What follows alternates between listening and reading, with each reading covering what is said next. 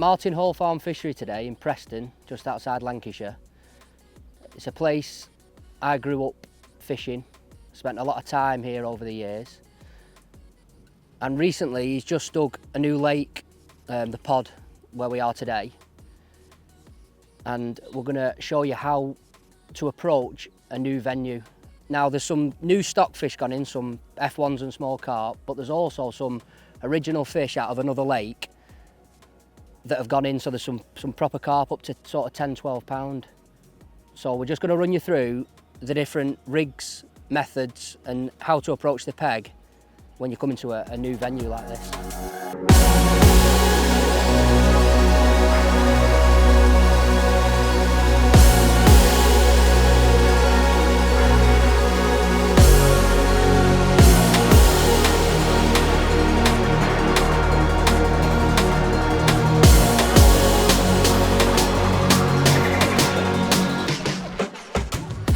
So I've not actually fished this lake yet, but going off what Kev the owner said and how it's dug, I've decided to fish a simple approach. I'm just going to start on pellets across in about 2.5 foot of water and then come back towards myself, hopefully where it's a bit deeper, sort of 4 or 5 foot. I'm probably going to fish some meat there for the original carp that live in here.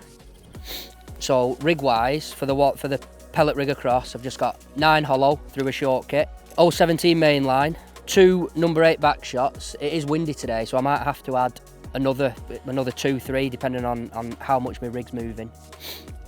I've got a 4x12 F1 pellet float down to a little strung bulk of 6 number 9s, and then I've put a 3-inch hook length 011 AccuPower to a 16s SFLB. And then for my deep water rig, I've opted for a little bit heavier elastic. Obviously the fish that we're going to be targeting in the deeper water are hopefully going to be a bit bigger than the ones across. So I've got 10s Jura, again 017 main line, 2 little number 8 back shot. This time a 4x14 F1 maggot. I expect it to be a little bit deeper, and again there's a bit of wind and a bit of chop on the water today, so I just want to make sure that my rig's stationary.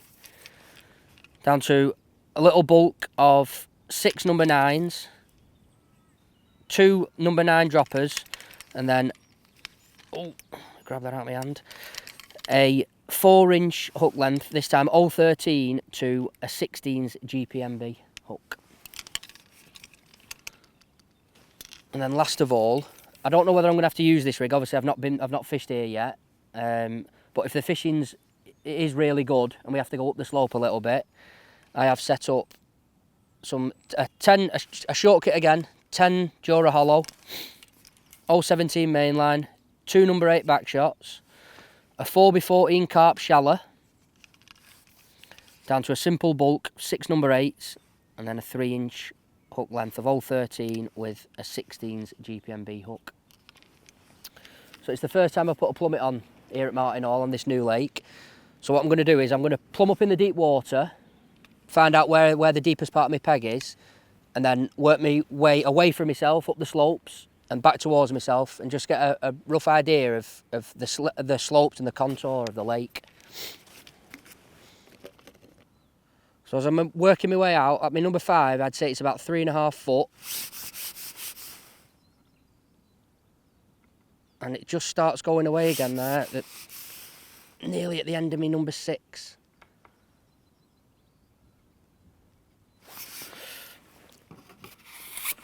Got another section. He did say there's a channel that runs straight through the middle. It's roughly 4.5, 5 foot. That looks like it's the deepest bit of my peg there. 4.5, 5 foot there. And it should start coming up. And I'm on the slope there as it starts to come up. I don't want to fish too far out on this short line, because obviously I'm going to be throwing a little bit of meat, and the thing with meat is you want to be fishing really accurately.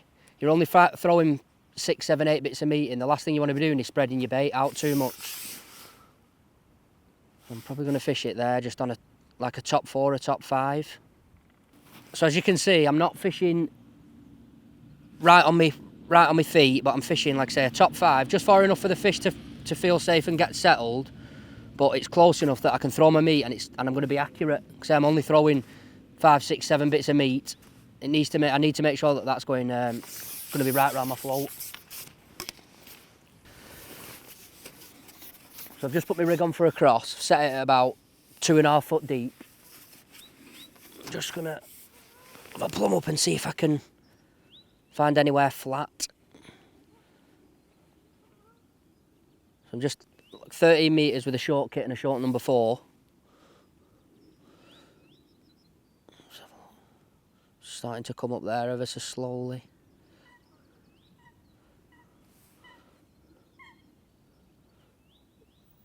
See, it's 2.5 foot there.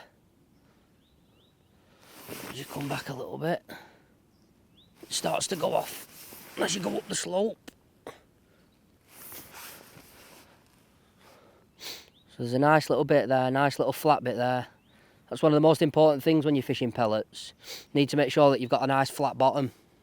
And again this side, I always like to fish 2 lines with pellets, especially across in the shallow water. I don't feel like they sit in your peg the same as in the deep water. So sometimes it might be a case of tapping a bit of bait in this way, catching an odd fish, tapping a bit of bait in that way, and you can always see which side of your peg's better. Like I say, there might be more fish to my right today, and I might get some more bites this way.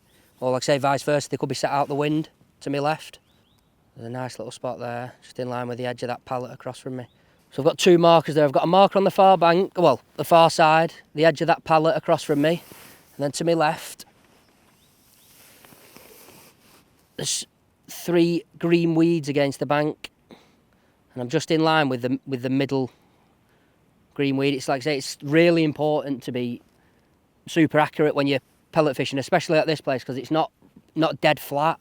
So there's a slight gradient going up and coming away from me. So you need to make sure that you're dead on. So I'm fishing to the end of my pole section, and I'm in line with those weeds on the far bank. So my last rig today it's actually a mudline float, like I say, a 4x14 carp shallow. Now I don't expect to pick this up today. It's cold here. We've got a southeasterly wind. It's only 7-8 degrees, but you just never know. Sometimes the water might be warmer against the bank, and that's where they want to be. So it's always worth having it set up. So let's see if I can find. I've just set it about 20 inches deep. Might have to drop it down a bit so it's a bit deeper there.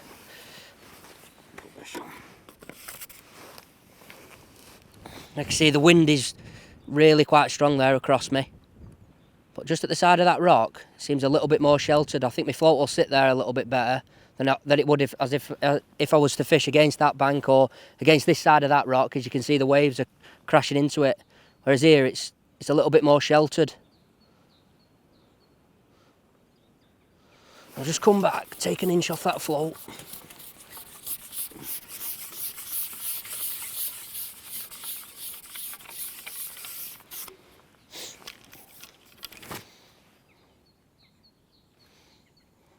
So it's a little bit early for this, but you just never know. Because I've been at Tunnel this weekend and it's fished really well. Some people have been catching them shallow, 8-12 inches deep.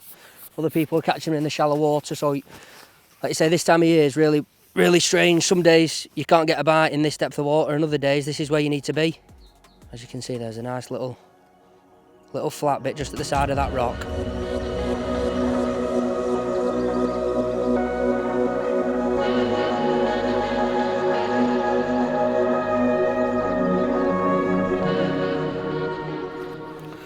Right, so we're going to go across on, start on soft pellets, just sprinkling a few in with a formal expander on the hook.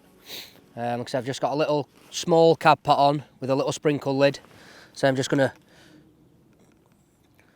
3/4 fill it. Don't fill it right to the top, otherwise when you try and sprinkle your bait, it won't be able to find its way out of the holes. So like I said, I've just 3/4 filled it. Like I say, you can dunk your pot, sometimes that sticks your pellets to your pot, then when you turn it over, you don't tip too many out. The thing with this is, because you don't know how it's going to fish, what you don't want to do is go over, turn your pot over and put 100 micro pellets in your peg. So if you just start, literally, a few taps of your pole, probably tap 20-30 micro pellets out.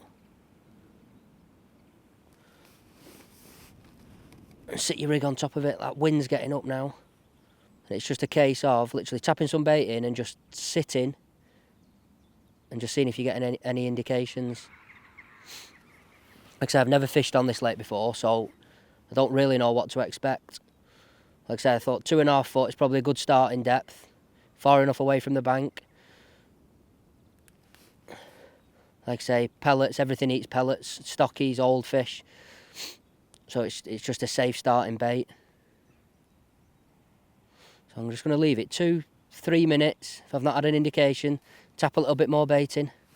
I've had a little sign there, I'm not sure if that was a sign, I was just my back shot riding under. I'm not going to tap any more bait, I'm just going to reset my rig. Like I say, I've mixed some ground bait up, so if it is really hard and we can't get any signs, I can always tap a little bit of ground bait in and just see if I can draw something into the peg. But if I can help it, it's usually a lot easier just to catch them, feeding a few markers with a 4mm expander. So pellets are usually an instant bait as well, so if we are going to get any bites, it'll probably be within 5-10 minutes.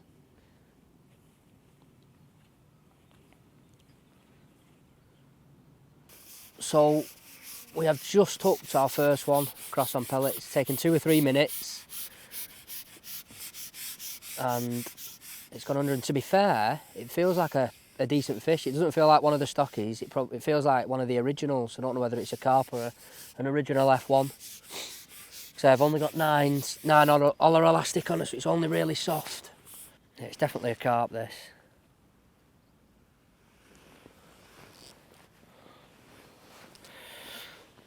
I've only got 011 on, so I don't want to drag it in. Just take your time with them. Especially this time of year, you don't get loads and loads of bites. Oh, there we go. That's a lovely start.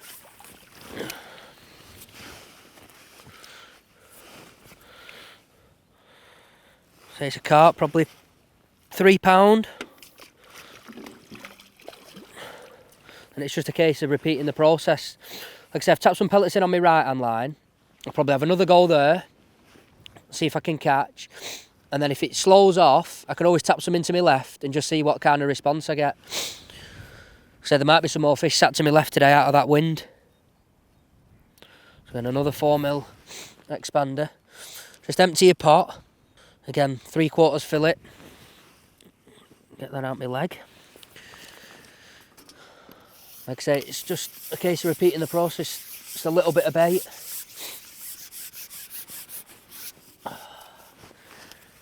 It's a little bit awkward today with that wind. Like I say, pot about 18 inches off the water. A bit of tap 20-30 micro pellets in. And just sit your rig back on it and just sit there and wait patiently. Hopefully, it's not long before we get another.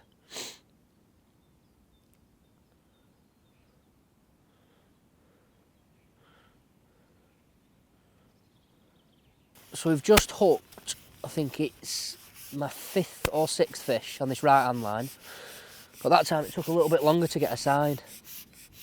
So next hook, what I'm going to do is I'm just going to go on that left hand line, tap a few pellets in, have a go back on the right hand line, and hopefully in 10-15 minutes, when I drop on that left hand line, there's an odd one there and I can just bounce between the two. Like I said, I've had that first one was a carp, and then I think I've had 4 F1s, and whatever this is, I think this is might be another little carp again.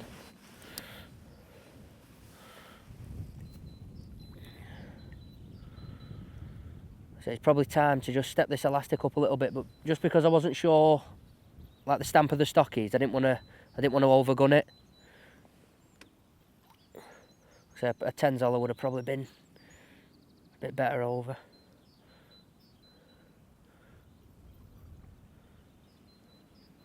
Definitely a carp, this.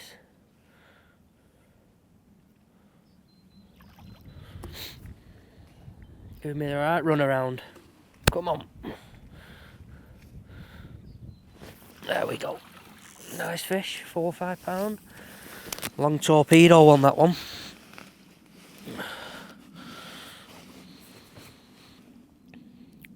Always check where the hooks as well with expanders. That was perfect, right in the middle of the top lip. Like I say, probably 4 pound.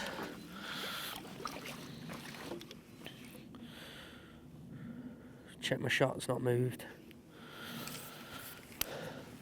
So yeah, like I said, what I'm going to do is I'm going to go across this left hand line, I'm going to tap a few pellets in there, have another go on my right hand line, and like I say, give it 5-10 minutes and then have a look on that left hand line, as hopefully there's a few there then. And like I say, we can just bounce them between both the lines.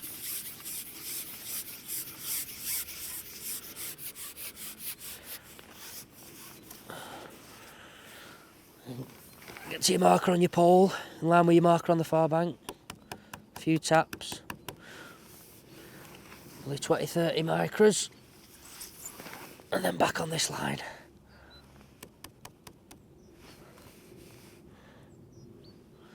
That wind's a bit of a pain today. So if it does start moving through, I have got some corn with me, which can be a good bait. It can act as an anchor. Obviously, the last thing you want fishing micro pellets is your pellet moving, your hook bait moving. It's not natural, so you won't get as many bites on a. Well, we probably won't get any bites on an expander pellet that's moving.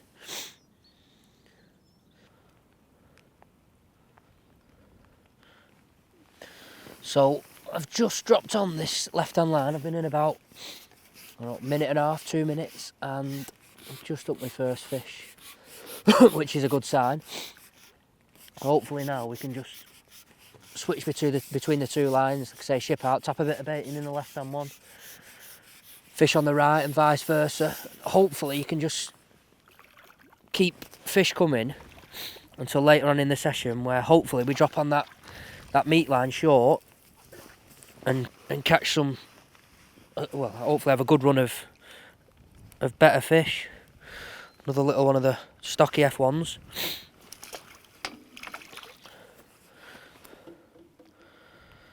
So the first, if you are fishing a match, the first 2 or 3 hours, it's all about trying to tick over and put something in the net before you drop short, and hopefully catch that better stamper fish. So again, it's just repeat the process.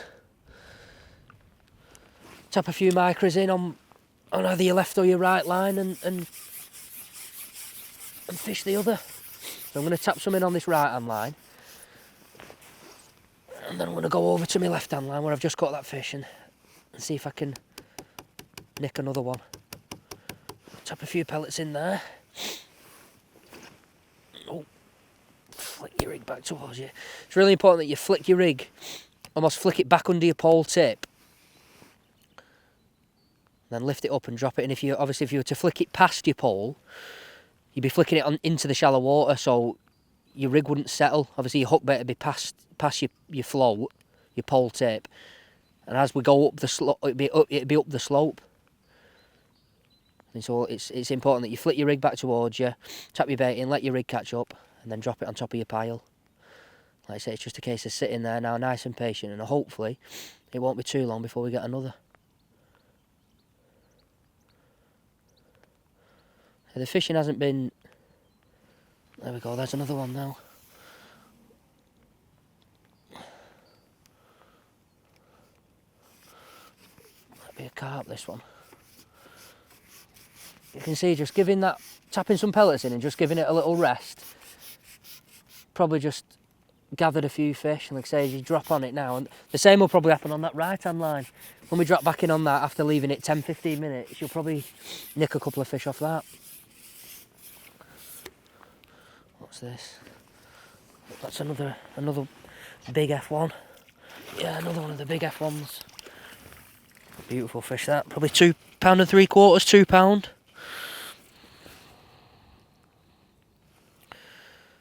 As you can see, it doesn't take long if you're catching them that quick to build a weight up. So we've been fishing across now for a couple of hours. It's been good, to be fair. We've caught on both lines, an odd carp, mainly them new stocky fish. But I've been chucking some meat there now, and I'm just going to drop in and have a look and see if there's outside there. Oh, I've literally got 6 pieces of meat in my pot. I'm just going to tap them 5-6 bits out, flip my rig out, past my pole tip, let it all catch up, and then just drop my rig in.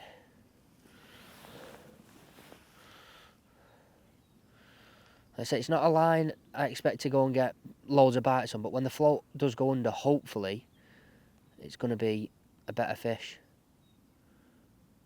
There we go, just dropped in and we've hooked one on the meat straight away. I don't know if it's one of them big old ones or if it's another F1. It is an F1, but it's a decent F1. It's probably £1.5 pounds, slightly bigger than what we're catching across. That's a nice fish. Obviously, if we can catch him there, it's a lot quicker than shipping 13 metres. And I say we can just line them up here, and hopefully we'll catch an odd fish. Well, an odd one of the old resident carp. So just repeat the process. 5 or 6 little bits of meat. 6mm meat on the hook.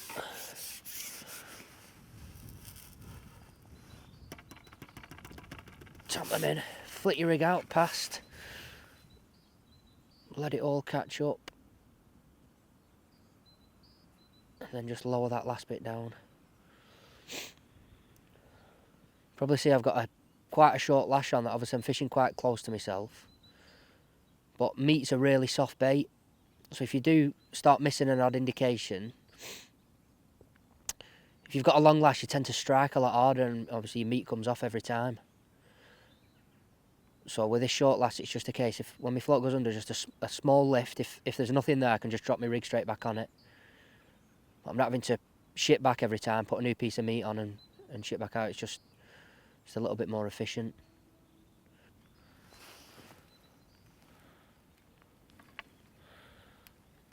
There's another, I'm not sure what that is. So what I'm going to do this time, I'm just going to chuck 5 or 6 bits of meat when I'm fishing. Get this fish in. So I'm just going to try and make a bit of noise, try and drag something in. I think it's another F1 this. Pull. There we go. Another nice F1 though, probably £1.5, £1.75.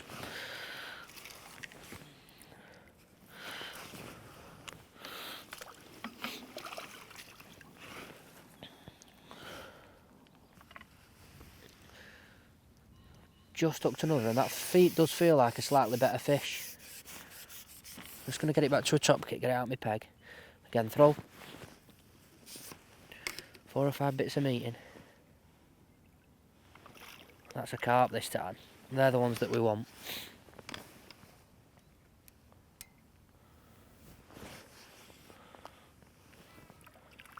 Yeah, that 10s is perfect. It's not too aggressive, so when you hook them they leave your peg nice, but it doesn't feel like I'm undergunned. There we go. And they're the fish that we're after on that meat.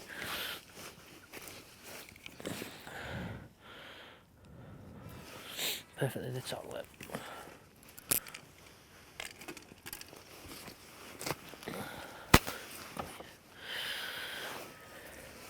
They're the ones, probably £4 or £5.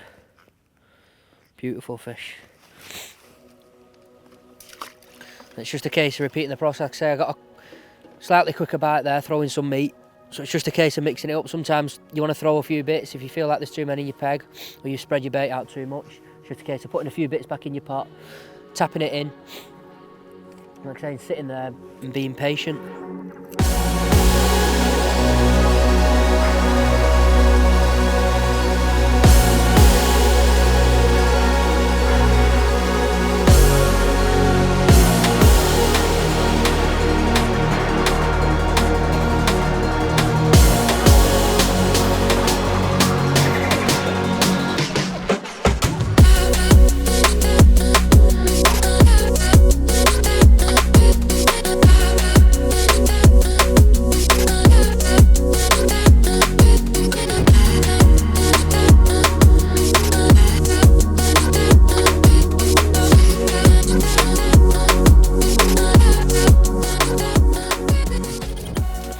Right, so we've had a little look short, and to be fair, we had a nice little run.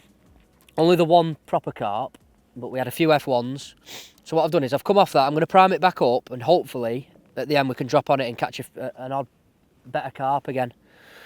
What I'm going to do is I'm going to go back across on that micros and expander line. I'm just going to try tapping a little bit of ground bait in with a piece of meat on the hook and just see if that makes any difference. See if it drags in a better fish. So all I've done is I've just changed my pot. Obviously we were on a sprinkle pot before. I've just changed my pot to the smallest Preston's pot. Like I said, I'm just going to put 2 or 3 bits of meat in, cap it off with some ground bait and just see if it makes a difference. So I'm going to start on the small pot. If I feel there's too many fish in my peg or I'm not getting enough bites, I can always up my pot size. But like I said, I'm going to start on the small one and just see what happens. So all I'm going to do is I'm just going to put a piece of 6mm meat on. Just a little bit of 6mm meat. 3 or 4 bits of meat. And then all I've just got some match method mix.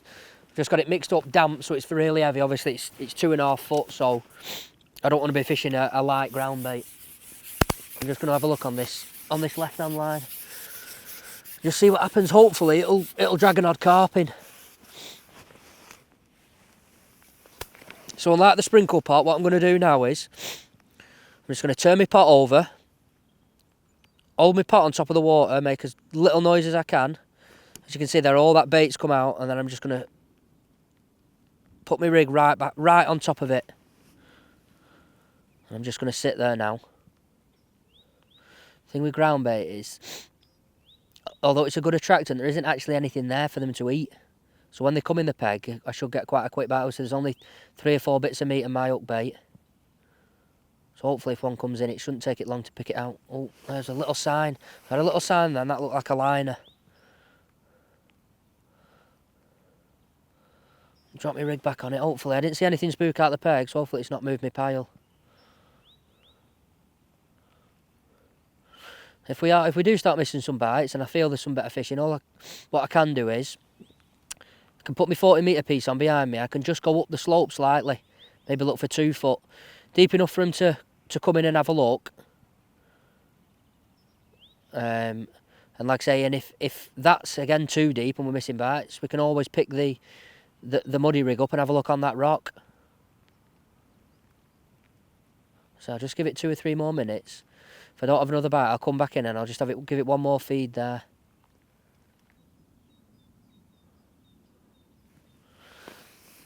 There we go.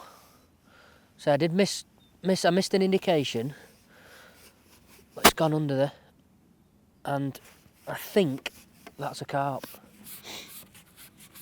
If it is, that's what we want. Like I say, we were getting some bites before on pellets, but they were mainly them F1s. We have cut an odd carp across.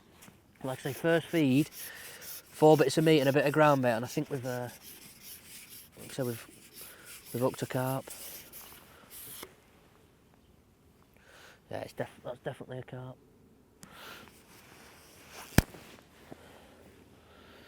So I've only got nine hollow ones, so just take your time.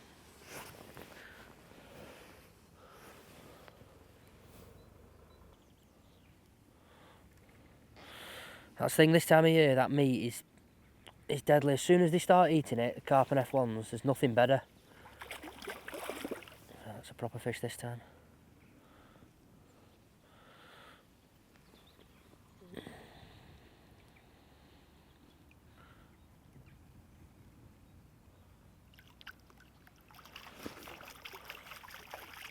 Nearly ready. There he is.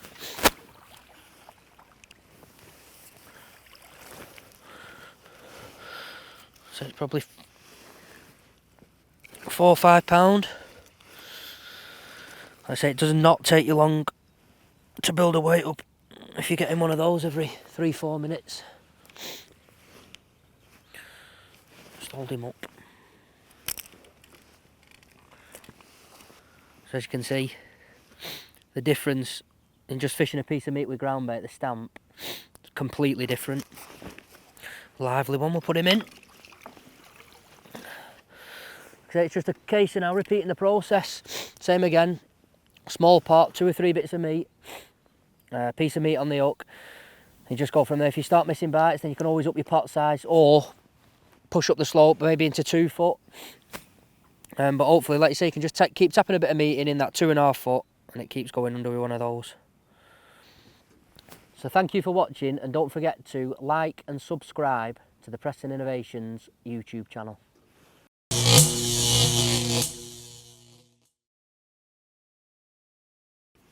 So thank you for watching, and don't forget to like and subscribe to the Preston Innovations YouTube channel. One more time. Subscribe. That's hard to say. So thank you for watching, and don't forget to like and I can't say that. I can't say it. Subscribe. So thank you for watching, and don't forget to like and I can't say it, Zal. I can't.